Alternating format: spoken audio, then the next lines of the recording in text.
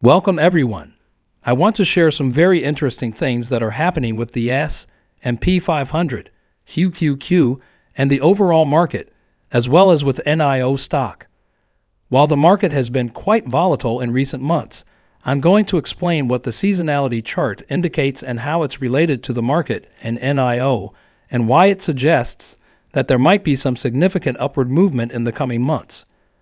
Currently, the market may remain weak for a short period, but looking ahead, things seem to be shaping up in a way that indicates the bulls will regain control in the future. I'll precisely explain why this is the case and how it could potentially impact NIO.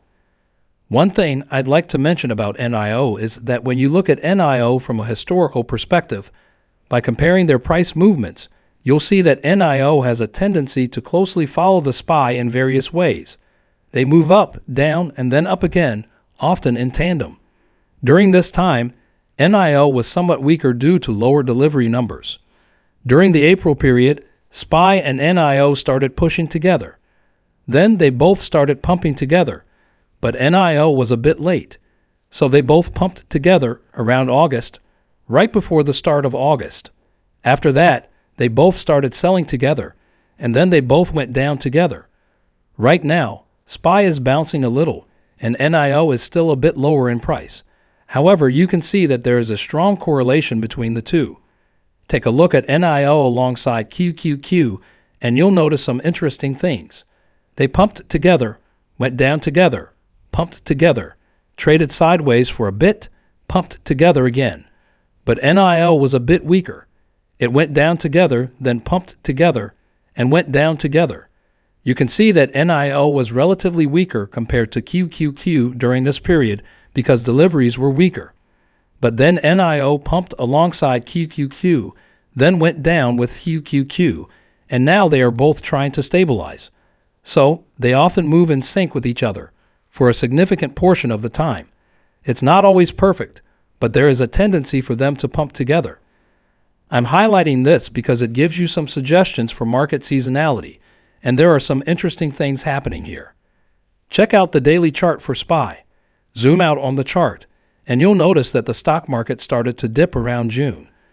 We often see a bottoming out in July if there's a minor dip. Then we move towards August. This often happens. After July, you'll notice that there's a rally. This was happening as we were approaching August. And then you'll notice that historically, around August as you move towards October, the market starts to trade sideways, and then from August to October, the market starts to dip.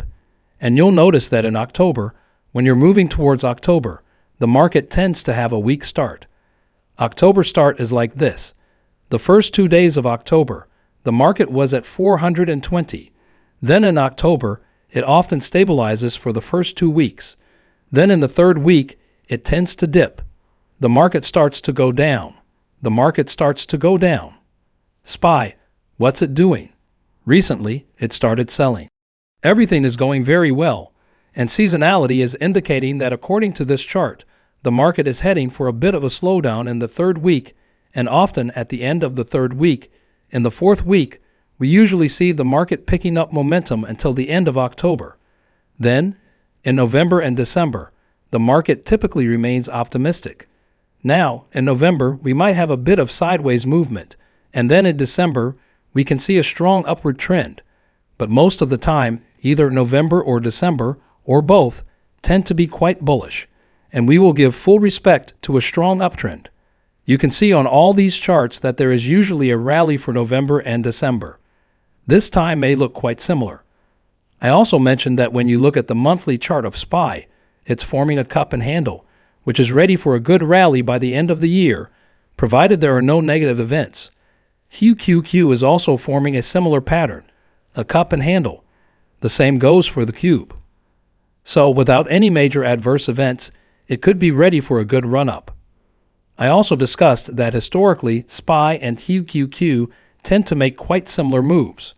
So I believe there might be a chance of some downside, but there are two possibilities for the market in the next few weeks. I believe that SPY and QQQ will either establish a new low and then rally for the rest of the year or create a higher low, as indicated by the purple line. This could allow SPY to form a higher low and then move strongly upward. In essence, a bottom might be forming for QQQ, and we might be in for a significant rally. So what does all this mean for NIO? The script suggests that it's following a similar path. Throughout these discussions, I have been saying that NIO and many other stocks may experience some downside in October, which is entirely normal. But if you look at seasonality, NIO tends to be weaker in October. November, December, and January are typically strong months for NIO. However, NIO Day is approaching, and the company is making continuous improvements. Next month will also bring new earnings reports, making this an exciting and informative period. What do I think about NIO? I believe that NIO is heavily oversold. I can say that there might be a bit more downside potential. This stock seems to be in a bottoming process, and I think there's some critical upside potential in the coming days because there are gaps above. There's a gap at 14, one at 11, and more gaps around the 22 area. There are also gaps at 24, and these gaps could be promising for NIO as they represent upward potential. I'm bullish on NIO. I know many people want to hear my opinion on NIO again. On the daily chart, we appear somewhat bearish because we are seeing a head and shoulders pattern, and it might slowly approach around $7. Yes, there could be further declines. I've been saying for a while that NIO could experience some short-term setbacks. In October, NIO might experience further declines, but November and December are going to be strong months for NIO, and the entire market is expected to recover. This can provide NIO with much-needed stability. A few months ago, NIO prices were close to $16, and I believe it can easily return there. I have a lot of confidence in this. I estimate that NIO's prices could be around $7 by the end of October, perhaps by the third week of October. Then NIO will start to rise a bit later in line with the rest of the market because NIO is sometimes a late runner. Then, as November and December approach, when there are strong deliveries, we will start filling those gaps. I anticipate that NIO will attempt to fill these gaps, perhaps by the end of December or maybe by the beginning of January.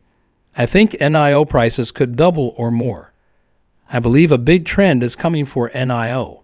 Can it go lower in the short term? Yes, it's possible. But by the end of December, or maybe the start of January, I see those gaps getting filled, and NIO should reach at least 16. I believe NIO can go beyond 15 or 16 quite soon.